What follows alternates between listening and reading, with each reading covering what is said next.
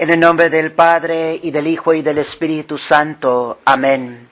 Nos ponemos de rodillas. Adoramoste, Cristo, y bendecimoste, porque por tu santa cruz redimiste al mundo.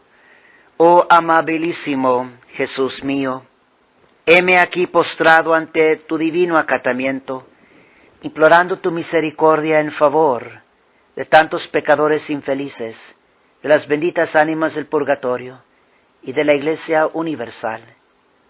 Aplícame, te ruego, los merecimientos infinitos de tu sagrada pasión. Y tu Madre dolorosísima de mi Redentor, por aquella amargura que inundó tu corazón cuando acompañaste tu Santísimo Hijo al Calvario, haz que se empape mi alma en los sentimientos que embebían entonces la tuya. Alcánzame vivo dolor y detestación de mis pecados, y aliento para abrazarme con la cruz y seguir las huellas de tu dulcísimo Hijo Jesús. Madre mía, haz que teniendo ahora parte en la pena de tu Hijo y en tu quebranto, merezca ser particionero de su triunfo y de tus alegrías en la gloria. Amén. La Cuaresma es tiempo de oración y tiempo de penitencia. Recuerden que la oración y la penitencia tienen el propósito de llevarnos a una verdadera conversión. Ahora, lo que tiene más poder y más gracia para llevarnos a una verdadera conversión es la pasión de nuestro Señor Jesucristo.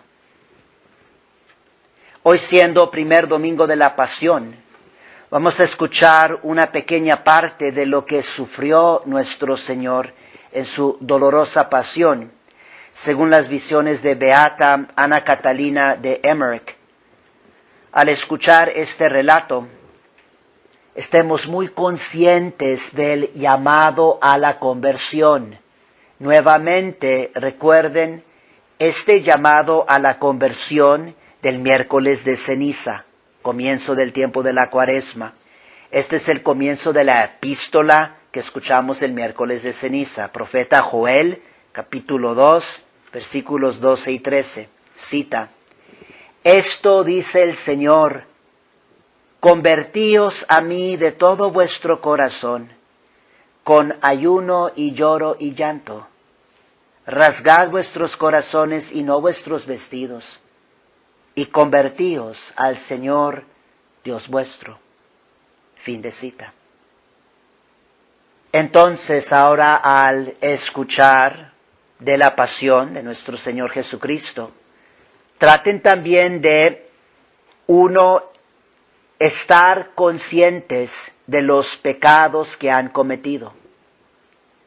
2, estemos conscientes de cómo hemos ofendido al Dios que tanto nos ama.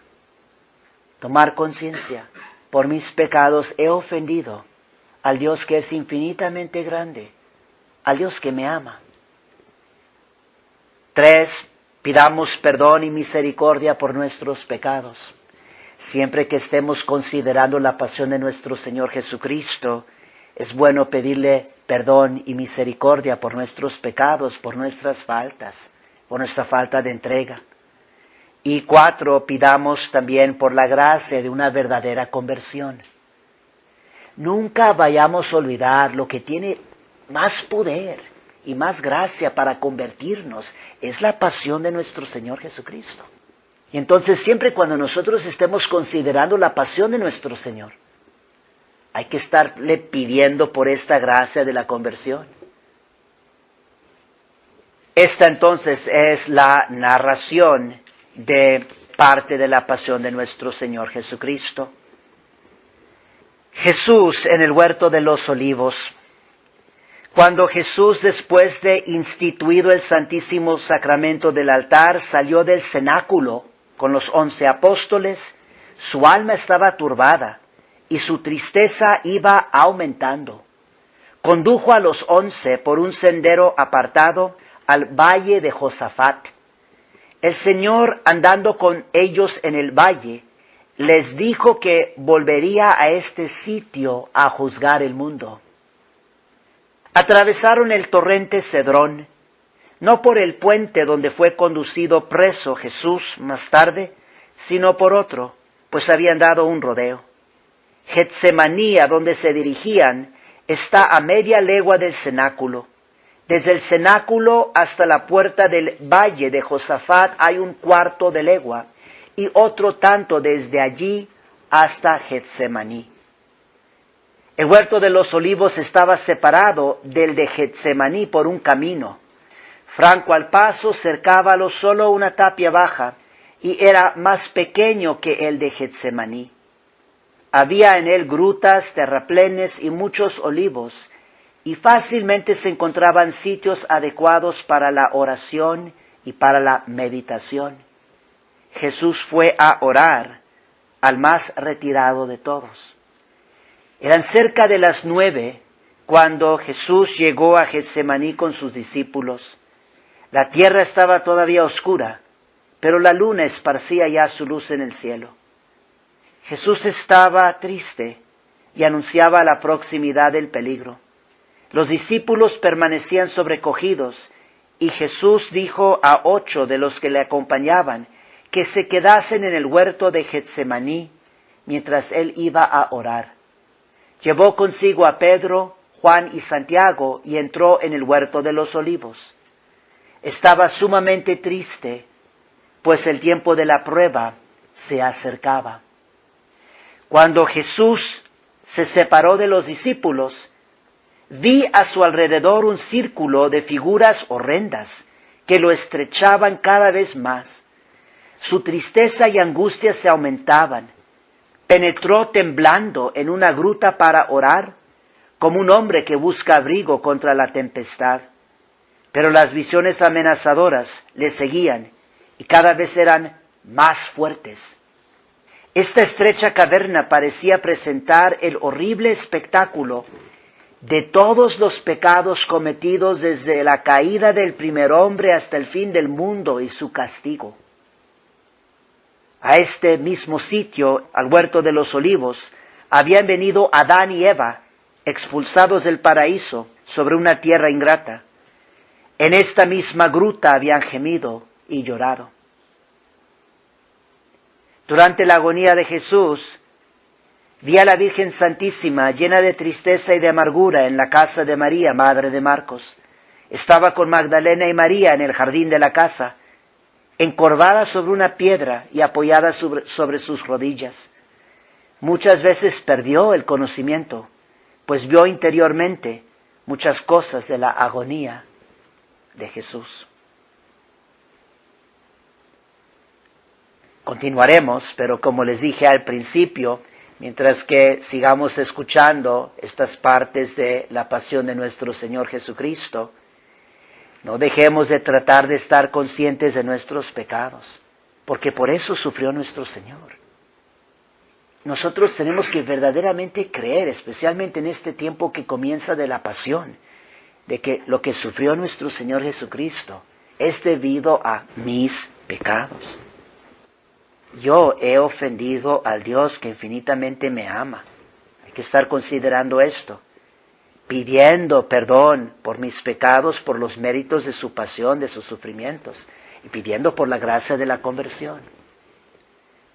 Nuestro Señor Jesucristo también sufrió todo lo que sufrió, para que nosotros nos convirtiéramos del pecado, y para que viváramos realmente por amor a Él.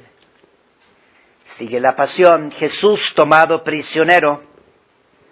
Hallándose Jesús con los 3 apóstoles en el camino, entre Getsemaní y el huerto de los olivos, Judas y su gente aparecieron a 20 pasos de allí, a la entrada del camino. Los alguaciles ataron a Jesús con la brutalidad de un verdugo. Eran paganos y de baja calaña. Ataron a Jesús las manos sobre el pecho con cordeles nuevos y durísimos. Le ataron el puño derecho bajo el codo izquierdo y el puño izquierdo bajo el codo derecho. Le pusieron alrededor del cuerpo una especie de cinturón lleno de puntas de hierro, al cual le ataron las manos con ramos de sauce. Pusiéronle al cuello una especie de collar lleno de puntas, del cual salían 2 correas que se cruzaban sobre el pecho como una estola, e iban atadas al cinturón. De éste salían 4 cuerdas, con las cuales tiraban al Señor de un lado a otro, según su inhumano capricho. Se pusieron en marcha después de haber encendido muchas antorchas. 10 hombres de la guardia iban delante, después seguían los alguaciles, que tiraban de Jesús por las cuerdas. Detrás los fariseos, que lo llenaban de injurias. Los otros 10 soldados cerraban el séquito. Los discípulos andaban errantes a cierta distancia, dando gritos y como fuera de sí. Distaban todavía algunos pasos de una puerta situada al sur del templo y que conduce por un arrabal llamado Ofel al monte Sión, donde vivían Anás y Caifás. Jesús se cayó de nuevo y parecía no poder andar. Aquí un paréntesis a la narración. Noten lo que va a suceder aquí, porque vamos a ver un ejemplo de la gracia de la conversión. Durante la pasión de nuestro Señor Jesucristo hubo muchas almas que se convirtieron. Aquí vamos a escuchar de unas. Jesús se cayó de nuevo y parecía no poder andar. Entonces un soldado compadecido dijo a los demás: «Ya veis que este infeliz casi sucumbe. Si hemos de conducirle vivo a los príncipes de los sacerdotes, aflojadle las manos para que pueda apoyarse cuando se caiga». La tropa se paró y los alguaciles desataron los cordeles. Mientras tanto, otro soldado compasivo le trajo un poco de agua de una fuente que estaba cerca. Jesús le dio las gracias y citó con este motivo un pasaje de los profetas que habla de fuentes de agua viva. Y le valió 1000 injurias y 1000 burlas de parte de los fariseos. Vi a esos 2 hombres, el que le hizo desatar las manos y el que le dio de beber, favorecidos de una luz interior de la gracia. Se convirtieron antes de la muerte de Jesús y se unieron a sus discípulos. Jesús delante de Anás. A medianoche Jesús fue introducido en el palacio de Anás y lo llevaron a una sala muy grande. Enfrente de la entrada ocupaba su silla Anás, rodeado de 28 consejeros. Jesús, a quien rodeaban aún varios de los que le prendieran, vióse empujado por los alguaciles hasta los primeros peldaños. El resto de la sala estaba lleno de soldados, de populacho, de criados de Anás, de falsos testigos que fueron después a casa de Caifás. Anás, el sumo pontífice, esperaba con impaciencia la llegada del Salvador. Veíasele lleno de odio y de astucia, animado de una alegría cruel. Jesús estaba de pie delante de Anás, pálido, desfigurado, silencioso, con la cabeza baja. La casa de Anás estaría a 300 pasos de la de Caifás. El camino, que era a lo largo de paredes y de pequeñas construcciones dependientes del tribunal del sumo pontífice, estaba alumbrado con faroles y lleno de judíos, que vociferaban en gran tumulto. Los soldados apenas podían abrirse paso por el medio de la multitud. Los que habían ultrajado a Jesús en casa de Anás repetían sus improperios delante del pueblo, y el Salvador fue escarnecido y maltratado todo el camino. Jesús delante de Caifás. Jesús fue introducido en el vestíbulo en medio de clamores, de las injurias y de los golpes. Lo condujeron ante los jueces. Al pasar cerca de Juan y de Pedro, los miró sin volver la cabeza para no denunciarlos. Apenas estuvo en presencia del consejo cuando Caifás, sumo sacerdote, exclamó: «Ya estás aquí, enemigo de Dios, que llenas de agitación esta santa noche». Caifás, con mayor ira que Anás, hizo una porción de preguntas a Jesús, que estaba tranquilo, paciente, con los ojos fijos en el suelo. Los alguaciles querían obligarle a hablar, lo empujaban, maltratábanlo, y un perverso le puso el dedo pulgar con fuerza en la boca, diciéndole que mordiera. Caifás, exasperado por los discursos contradictorios de los dos testigos, se levantó, bajó 2 escalones y dijo a Jesús: ¿No respondes tú nada a este testimonio? Estaba muy irritado porque Jesús no le miraba. Entonces los alguaciles, asiéndole por los cabellos, le echaron la cabeza atrás y diéronle puñadas bajo la barba. Pero ni aun así hubo de levantar los ojos. Caifás elevó las manos con viveza y dijo en tono airado: Yo te conjuro por el Dios vivo, que nos digas si eres el Cristo, el Mesías, el Hijo de Dios. Había un profundo silencio. Y Jesús, con voz llena de majestad indecible, con la voz del eterno Verbo, dijo: Yo lo soy, tú lo has dicho. Y yo os digo que veréis al Hijo del Hombre sentado a la derecha de la majestad divina, viniendo sobre las nubes del cielo. Caifás, inspirado por el infierno, rasgó sus vestiduras en un ímpetu de cólera, diciendo en alta voz: ¡Ha blasfemado! ¿Para qué necesitamos testigos? ¿Le oísteis? Blasfemó. ¿Cuál es vuestra sentencia? Entonces todos los asistentes gritaron con voz de trueno: Es digno de muerte, digno de muerte. Nuevos ultrajes en casa de Caifás. Cuando Caifás salió de la sala del tribunal con los miembros del consejo, una multitud de miserables se precipitó sobre nuestro Señor como enjambre de avispas irritadas. Mientras se hizo el interrogatorio de los testigos, los alguaciles y otros ruines habían arrancado mechones de la barba y del pelo de Jesús. Toda aquella chusma le había escupido, abofeteado, dándole con palos, hasta le hirieron con agujas. Ahora se entregan sin freno a su rabia insane. Le ponen sobre la cabeza coronas de paja y de corteza de árbol, y se las vuelven a quitar injuriándole. Decíanle: Ved aquí el hijo de David con la corona de su padre. Ved aquí al que es más que Salomón. Es el rey que da una comida de boda para su hijo. Así se burlaban de las verdades eternas que él presentaba en parábolas a los hombres que venía a salvar. Y no cesaban de pegarle con los puños o con varas y de escupirle el rostro. Le ciñen otra vez una corona de paja y le quitan su vestidura. Le arrancan también la camisa que le cubre el pecho, y echándole sobre las espaldas una capa vieja, hecha a pedazos, que por delante deja la pierna descubierta.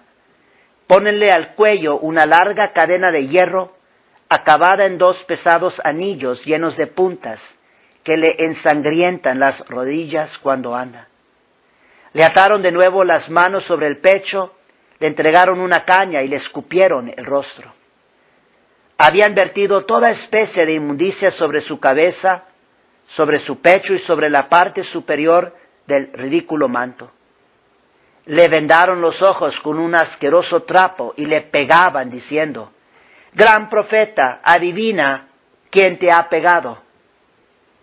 Jesús no despegaba sus labios, pedía por ellos interiormente y suspiraba. Después arrastraron a Jesús alrededor de la sala donde se había retirado el consejo.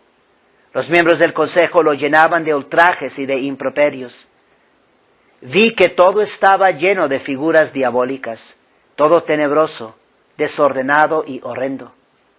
Veía con frecuencia una luz alrededor de Jesús, desde que había dicho que era Hijo de Dios. Y la conclusión: María en casa de Caifás. La Virgen Santísima estaba constantemente en comunicación espiritual con Jesús. María sabe todo lo que sucede y sufre con él. Estaba como él en oración continua por sus verdugos, pero su corazón materno gritaba también a Dios para que no dejara consumarse este crimen, para que apartara esos dolores de su Santísimo Hijo, y tenía un deseo irresistible de acercarse a Jesús. Cuando Juan llegó a casa de Lázaro y le contó el horrible espectáculo a que había asistido, le pidió con Magdalena y algunas de las santas mujeres que la condujera cerca del sitio donde Jesús agonizara. La madre de Jesús contemplaba interiormente el suplicio de su Hijo y lo conservaba en su corazón, como todo lo demás. Sufría en silencio como Él y más de una vez cayó sin conocimiento.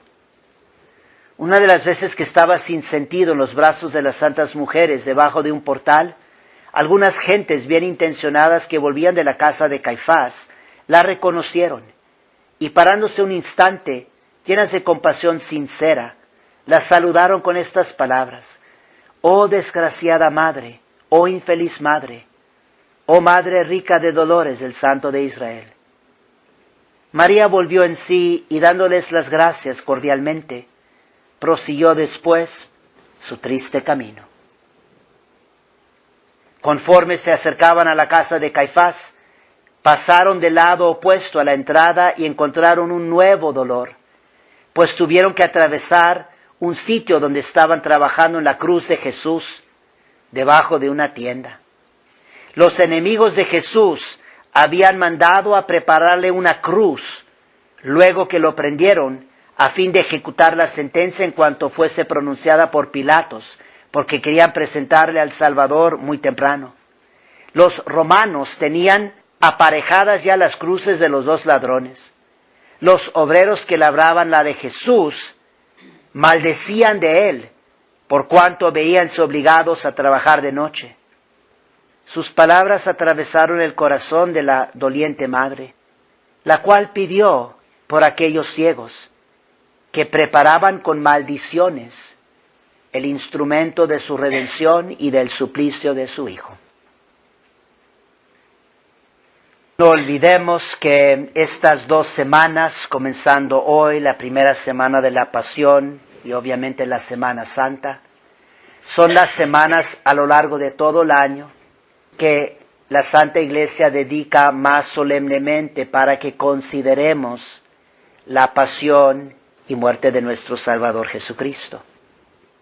Que este tiempo, estas semanas y esta consideración de su sagrada pasión sirvan para nuestra conversión. En el nombre del Padre, y del Hijo, y del Espíritu Santo. Amén.